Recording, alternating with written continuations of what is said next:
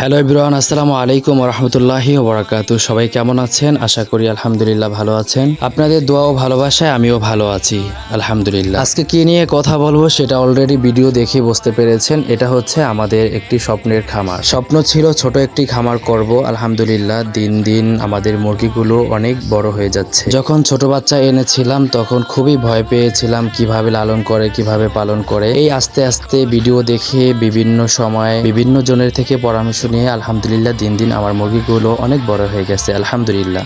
অনেকেই আছে মুরগি পালন করবে কিন্তু ভয় পাচ্ছেন আপনারা, তাই না? মুরগি কিভাবে পালন করবেন ভয় পাচ্ছেন। মুরগি পালনের ক্ষেত্রে যদি কোনো ক্ষয়ক্ষতি হয়ে যায়, কোনো সমস্যা হয়ে যায়, আমি মনে করি আপনি যদি যারা অভিজ্ঞ তাদের থেকে পরামর্শ নিয়ে যদি মুরগির খামার করেন এবং যদি তাদের পরামর্শ মতন যদি খামারে সবকিছু করেন, আশা করি আপনার মুরগির খামার অনেক সুন্দর হবে এবং আপনার মুরগি অনেক বড় হবে, সুস্থ থাকবে ইনশাআল্লাহ। তো সবাই ভালো থাকবেন, সুস্থ থাকবেন এবং আমার মুরগি, আমার ছোট খামারের জন্য সবাই দোয়া করবেন সুন্দরভাবে যেন মুরগিগুলো সুস্থ থাকে, ভালো থাকে, বড় হয় এবং প্রত্যেকটা খামারি ভাইদের জন্য দোয়া ও শুভকামনা রইল। আজকের ভিডিও এই পর্যন্তই থাকবে। সবাই ভালো থাকবেন, সুস্থ থাকবেন। আসসালামু আলাইকুম ওয়া রাহমাতুল্লাহ।